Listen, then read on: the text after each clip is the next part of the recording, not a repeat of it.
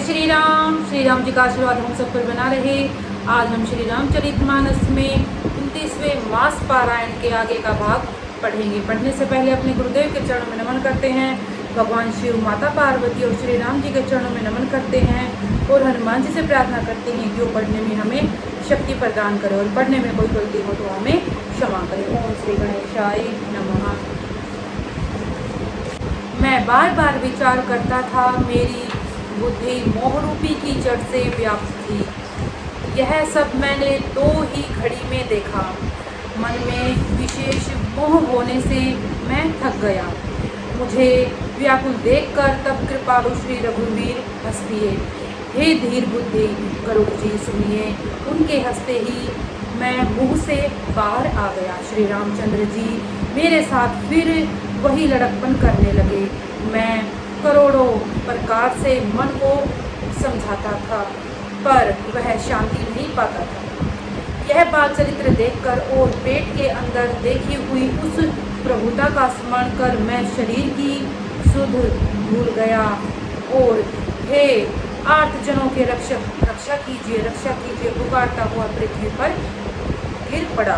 मुख से बात नहीं निकलती थी। तदंतर प्रभु ने मुझे प्रेम विह्वल देखकर अपनी माया की प्रभुता को रोक लिया। प्रभु ने अपना कर कमल मेरे सिर पर रखा। दीन दयालु ने मेरा संपूर्ण दुख हर लिया। सेवकों को सुख देने वाले कृपा के समूह श्री राम जी ने मुझे मोह से सर्वथा रहित कर दिया। उनकी पहले वाली प्रभुता को विचार कर मेरे मन में बड़ा भारी हर्ष हुआ। प्रभु की भक्त वत्सलता देखकर मेरे हृदय में बहुत ही प्रेम उत्पन्न हुआ। फिर मैंने आनंद से नेत्रों में जल भरकर पुलकित होकर और हाथ जोड़कर बहुत प्रकार से विनती की। मेरी प्रेम युक्त वाणी सुनकर और अपने दास को दीन देखकर राम निवास श्री राम जी सुखदायक गंभीर और कोमल वचन बोले।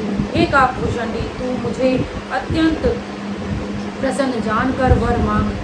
अणिमा आदि अष्ट सिद्धियाँ, दूसरी रिद्धियाँ तथा संपूर्ण सुखों की खान मोक्ष, ज्ञान विवेक वैराग्य विज्ञान और वे अनेकों गुण जो जगत में मुनियों के लिए भी दुर्लभ हैं, ये सब मैं आज तुझे दूंगा। इसमें संदेह नहीं। जो तेरे मन भावे सो मांग ले। प्रभु के वचन सुनकर मैं बहुत ही प्रेम में भर गया। तब मन में अनुमान करने लगा कि प्रभु ने सब सुखों को देने की बात कही। यह तो सत्य है पर अपनी भक्ति देने की बात नहीं कही। भक्ति से रहित सब गुण और सब सुख वैसे ही हैं जैसे नमक के बिना बहुत प्रकार के भोजन ये पदार्थ। भजन से रहित सुख किस काम के। हे पक्षीराज, ऐसा विचार कर मैं बोला, हे प्रभु, यदि आप प्रसन्न होकर मुझे वर देते हैं और मुझ पर कृपा और स्नेह करते हैं तो हे स्वामी, मैं अपना मन भाया वर मांगता हूँ। आप उदार हैं और हृदय के भीतर की जानने वाले हैं। आपकी जिस अविरल एवं विशुद्ध भक्ति को श्रुति और पुराण गाते हैं, जिसे योगेश्वर मुनि खोजते हैं और प्रभु की कृपा से कोई बिरला ही जिसे पाता है। हे भक्तों के मन इच्छित फल देने वाले कल्पवृक्ष, हे शरणागत के हितकारी, हे कृपा सागर, हे सुख धाम श्री राम जी, दया करके मुझे अपनी भक्ति दीजिए।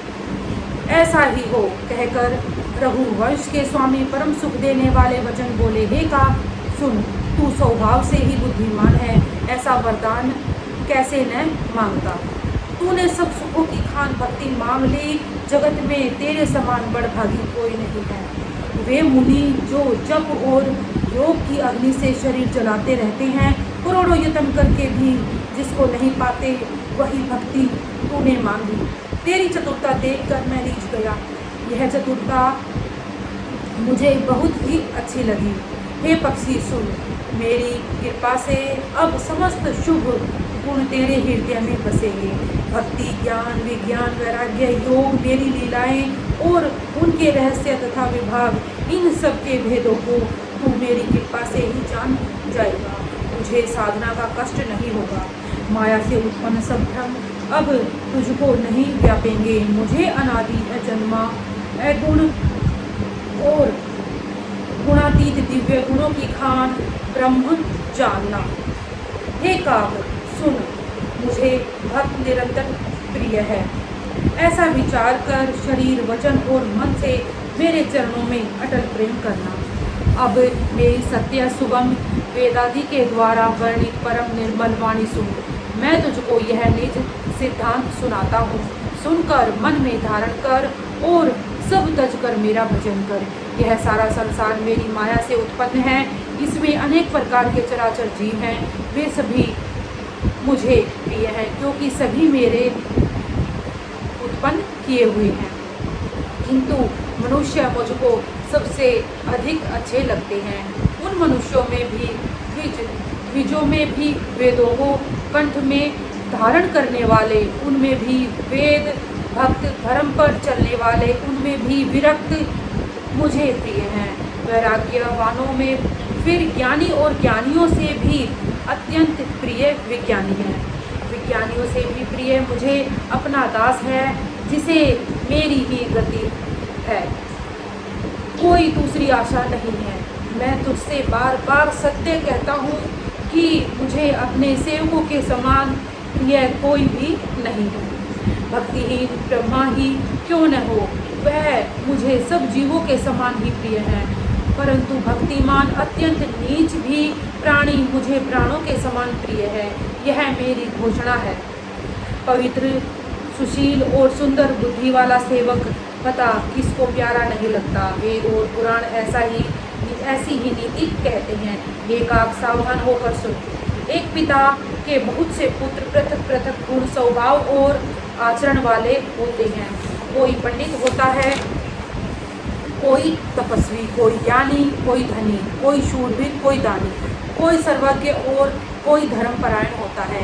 पिता का प्रेम इन सभी पर समान होता है, परंतु इनमें से यदि कोई मन वचन और कर्म से पिता का ही भक्त होता है, सोपन में भी दूसरा धर्म नहीं जानता, वह पुत्र पिता को प्राणों के समान प्रिय होता है, चाहे वह सब प्रकार से अज्ञान ही हो। इस प्रकार पशु पक्षी देव मनुष्य और असुरों समेत जितने भी चेतन और जड़ जीव हैं, उनसे भरा हुआ यह संपूर्ण विश्व मेरा ही पैदा किया हुआ है। अतः सब पर मेरी बराबर दया है। परंतु इनमें से जो मद और माया छोड़कर मन वचन और शरीर से मुझको भजता है, वह पुरुष हो, नपुंसक हो, स्त्री हो अथवा चर अचर कोई भी जीव हो, कपट छोड़कर जो भी सर्वभाव से मुझे भजता है, वही मुझे परम प्रिय है। हे पक्षी, मैं तुझसे सत्य कहता हूँ, पवित्र सेवक मुझे प्राणों के समान प्यारा है। ऐसा विचार कर सब आशा भरोसा छोड़कर मुझी को भज। तुझे काल कभी नहीं व्यापेगा। निरंतर मेरा स्मरण और भजन करते रहना। प्रभु के वचनामृत सुनकर मैं तृप्त नहीं होता था। मेरा शरीर पुलकित था और मन में मैं अत्यंत ही हर्षित हो रहा था। 29वां मास पारायण आज हम यहीं तक पढ़ेंगे। इसी के साथ बोलते रहिए जय श्री राम।